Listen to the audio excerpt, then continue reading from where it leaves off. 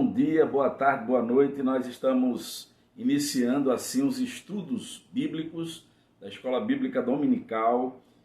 Para tanto, estaremos utilizando este material aqui, as cartas de Paulo, né? As cartas de Paulo. Esse trimestre aqui estaremos estudando essa revista que vai falar de Gálatas, Efésios, Filipenses, Colossenses. E eu convido você a estudar junto comigo. Agora você tem a oportunidade de acessar esse material de maneira gratuita e poder crescer na palavra de Deus. O texto, ou a primeira lição, vai trabalhar sobre as maravilhas de Deus. Na realidade, nós vamos entender como Deus usou a vida do apóstolo Paulo de uma maneira extraordinária. Como Deus converteu o coração de Paulo em Atos capítulo 9, e aí Paulo se torna um grande missionário, plantador de igrejas e um servo de Deus extraordinário. É interessante pensar com você em alguns textos. Eu quero citar para que você possa acompanhar da sua casa. Nós não vamos ler todos por conta do nosso tempo, mas você pode ler os textos bíblicos de Atos, capítulo 14, versos de 1 a 7, mas também pode ler Atos 16, de 1 a 8, e ainda Atos 19, de 1 a 7. Então, a partir daí, nós vamos ver o texto áureo que fica em Atos 19, verso 11, que diz assim: Deus fazia milagres extraordinários por meio de Paulo. Deus fazia sinais extraordinários por meio de Paulo. A conversão do apóstolo Paulo se deu aí quando ele era um exímio fariseu e perseguidor do movimento de Jesus, do novo caminho, de Jesus de Nazaré. E aí Paulo tinha pedido autorização para prender os crentes. E o evangelho já estava se alastrando e ele pede essa autorização para ir para a cidade de Damasco. E lá em Damasco prender os crentes. Há pouco, Estevão tinha sido apedrejado e o apóstolo Paulo, ou então Saulo de Tarso, estava ali consentindo na morte de Estevão. E é interessante pensar que Deus já estava trabalhando no coração de Saulo. Saulo era um jovem que foi criado, vamos dizer assim, treinado, capacitado, discipulado por Gamaliel, um grande rabino respeitado no seu tempo. E Paulo, ele se sobressaía pela sua dedicação às coisas de Deus. Interessante pensar que em Atos capítulo 9 nós vamos ver a conversão de Paulo. Ele estava indo no caminho para Damasco e ali naquele caminho ele veio a ter um encontro e uma voz que dizia: Saulo, Saulo, por que me persegues? Ele diz: a quem eu persigo? E todos nós sabemos essa história. Dali um discípulo anônimo chamado Ananias estava orando e Deus fala a Ananias aí à rua direita, onde Saulo estava, na casa de um outro discípulo, sem enxergar, sem comer. E ali Ananias chega com muito medo, fala com Paulo, ora por Paulo, como que escamas em seus olhos caem, e Paulo é batizado. Paulo chega em Damasco, agora não mais para perseguir, mas para pregar o evangelho. A sua fama já estava em todos os lugares. Em Damasco ele chega e vai à sinagoga e prega ali o evangelho e conta o que Deus fez em sua vida. Todos ficam admirados e muitos ficam confusos. Naqueles dias, Paulo ficou naquela cidade quando um grupo de fariseus, um grupo de judeus, faz uma trama para tirar a vida de Paulo, porque era desconexo aquilo que Paulo outrora pregava, anunciava, e agora o que Paulo estava vivendo e pregando. E Paulo foge por cima dos muros da cidade, dentro de um grande cesto de peixe. A sua fuga se deu de forma cinematográfica, e é interessante pensar que aqueles crentes que iriam ser perseguidos por Paulo agora estavam lhe ajudando a fugir das mãos assassinas de judeus ferozes que queriam tirar sua vida. Interessante também pensar e eu os convido, se você tiver oportunidade, a beber de uma fonte muito boa, livros biográficos do pastor Dr. Charles Sindon. Ele tem sido um grande estudioso, tem uma obra vasta, e aí ele fala sobre a vida de Paulo. Interessante que Paulo depois volta e passa 3 anos reclusos na Arábia, e depois volta para a sua cidade natal. Saulo volta para Tarso, e lá fica vários anos. Não se sabe muita coisa sobre a sua vida ali ou estando ali. Sendo que nesse período o evangelho estava crescendo, incluindo muitas conversões, muitas igrejas vibrando. E aí a formação de Barnabé, um discípulo muito conhecido, que estava também ali em Antioquia, e aquela igreja missionária, junto com a igreja de Jerusalém, fazia um grande ministério. E aí eles tinham tanta gente que não podiam gerir tudo aquilo e como fazer, e aí lembraram de Saulo. Depois de alguns anos, talvez 5, 6 anos depois, eles foram buscar aquele que tinha se convertido. E o procuraram e o acharam, e lá ele trouxe Saulo para a frente da igreja de Antioquia. E lá Saulo passou cerca de 1 ano fazendo todo o trabalho, quando o Espírito de Deus os comissiona para a sua primeira viagem missionária. E ali vai Paulo, Barnabé e também João Marcos para essa primeira viagem. Uma viagem cheia de expectativas, de igrejas plantadas, onde Deus estava fazendo coisas extraordinárias. Então, de maneira introdutória e situando a esse ambiente, eu quero pensar com vocês sobre alguns pontos da lição de hoje. Maravilhas de Deus. E aí o primeiro ponto a se destacar é maravilhas de Deus por meio das viagens missionárias. Em Atos capítulo 14, verso 1, e aí eu peço que você utilize a sua Bíblia, Atos 14, verso 1, vai nos dizer as Sagradas Escrituras. A minha linguagem é a Nova Tradução na linguagem de hoje, vai dizer assim: a mesma coisa aconteceu na cidade de Icônia.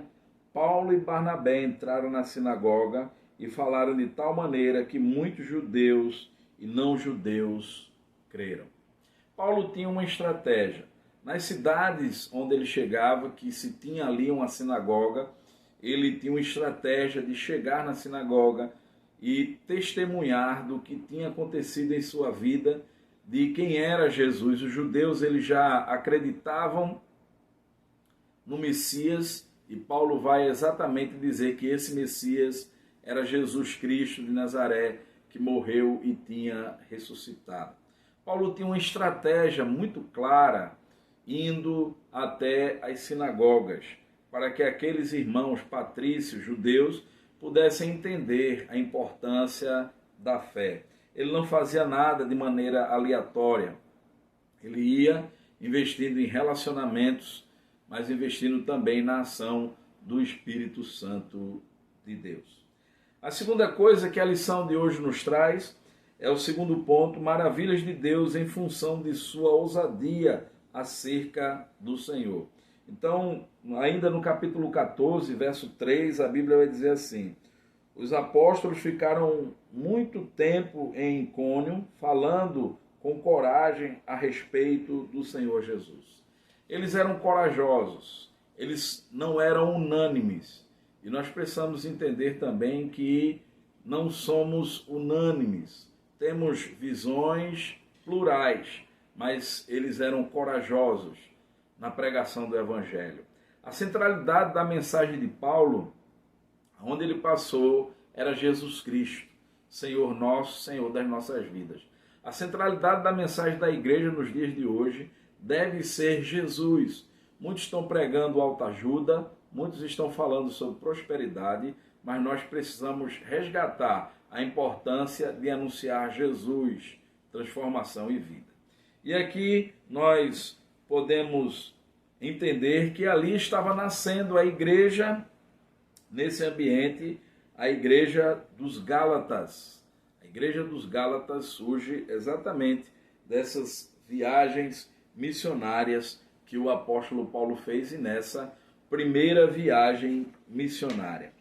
Há um outro ponto a ser discutido aqui na nossa lição, é as maravilhas de Deus em função de plantação de igrejas confirmadas na fé. Eu peço que você possa abrir a sua Bíblia em Atos capítulo 16 e os versículos 15, que vai dizer a palavra do Senhor. Atos 16, verso 15. Ela e as pessoas da sua casa foram batizadas. Depois Lídia nos convidou dizendo: venha ficar na minha casa, e se é que vocês acham que de fato eu creio no Senhor. Meus irmãos e minhas irmãs, aqui nós temos a chegada do Evangelho na Europa. Interessante pensar como Deus ele fez coisas maravilhosas. Aqui está surgindo a igreja de Filipos, ou a igreja dos filipenses. Em Atos capítulo 16, Paulo já está na sua segunda viagem. A primeira viagem de Paulo ele fez com Barnabé e com João Marcos. No meio do caminho, ou parte do caminho, João Marcos, ele volta, ele tem medo, ele vem embora. E aí segue o caminho Paulo e Barnabé. Interessante que nessa segunda viagem agora, eles têm o desejo de voltar exatamente nos mesmos lugares que eles tinham passado antes, para fortalecer os irmãos, para ver como é que estavam o trabalho, para rever os irmãos, para trazer uma doutrina. Então, no retorno, eles se organizam, Barnabé e Paulo, e João Marcos chega para ir juntamente com eles. Quando Paulo diz que não, Paulo se opõe a exatamente João Marcos voltar novamente. E aí há uma grande contenda, vamos dizer assim, entre Paulo e Barnabé, até porque existia uma linha de parentesco entre Barnabé e João Marcos. Eles eram tios e sobrinhos. E ali, depois de muita coisa, cada um segue um caminho diferente. Saulo de Tarso, então convertido Paulo, ele vai agora com outro companheiro, com Silas. Ele vai embora com Silas. E Barnabé não aparece mais em lugar nenhum no Novo Testamento depois desse momento aqui. Barnabé, ele vai com João Marcos. Interessante pensar que João Marcos aparece depois, o apóstolo Paulo chamando João Marcos e dizendo posteriormente, anos depois, que ele é útil e será muito útil. Interessante que entra agora uma nova equipe missionária, Silas, e depois outros como Timóteo, como Tito e como outros que se juntam a esse grupo missionário.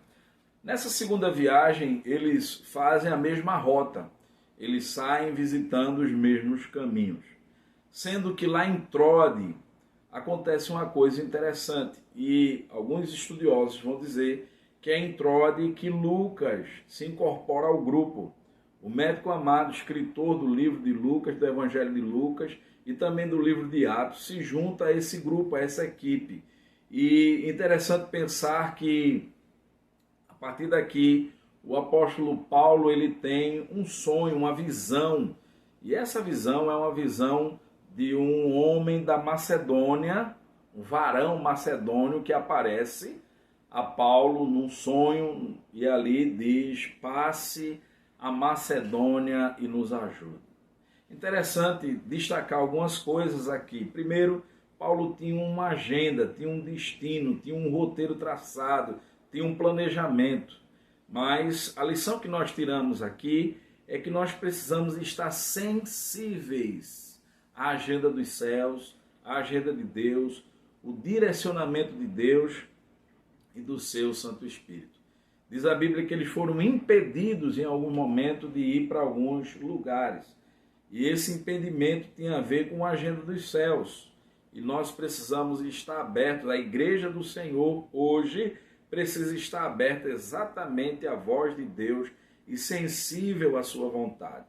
Paulo entendeu que deveria mudar o destino, o rumo, e foi para a Macedônia. Ali, chegando em Filipos, ele descobriu que um grupo de judeus ou de pessoas que se reuniam ali no leito do rio e faziam momentos de oração.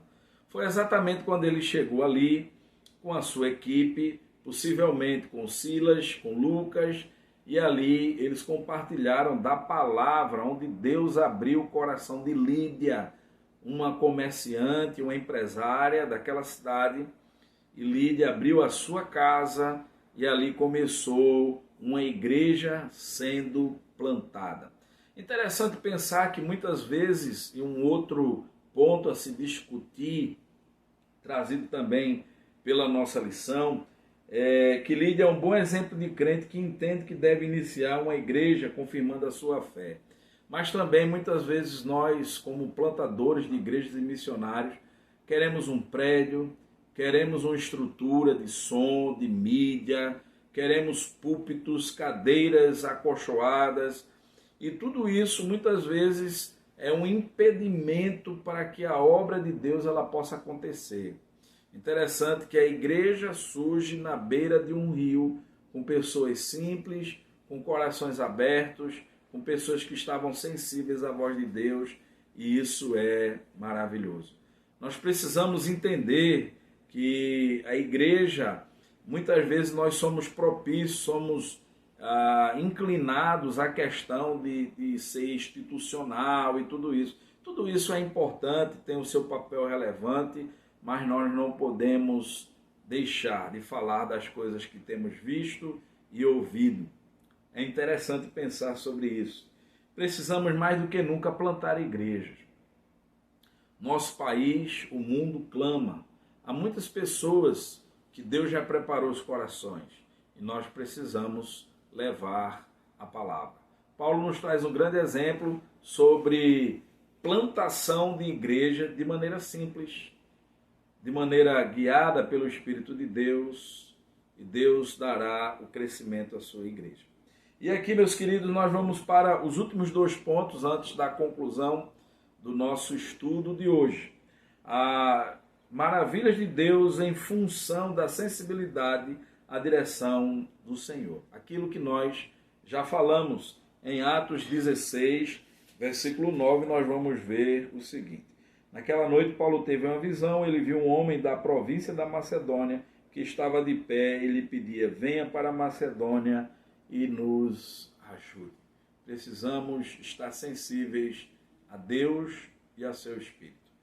Interessante que a última parte da reflexão ou do estudo da escola dominical é as maravilhas de Deus em razão de ter como meta o crescimento poderoso da palavra de Deus. E aí vem Atos 19 e verso 20, que vai dizer assim, assim a palavra do Senhor crescia e prevalecia com poder. Meus irmãos, é muito importante entendermos que o crescimento da igreja ela se dá pelo Senhor. Peter Wagner, um grande estudioso do Novo Testamento e da obra missionária, vai dizer que a pergunta não é como fazer com que a minha igreja cresça, mas o que está atrapalhando a minha igreja de crescer. O que tem acontecido para que a minha igreja não cresça. A igreja é do Senhor. E aqui a palavra de Deus era de forma maravilhosa.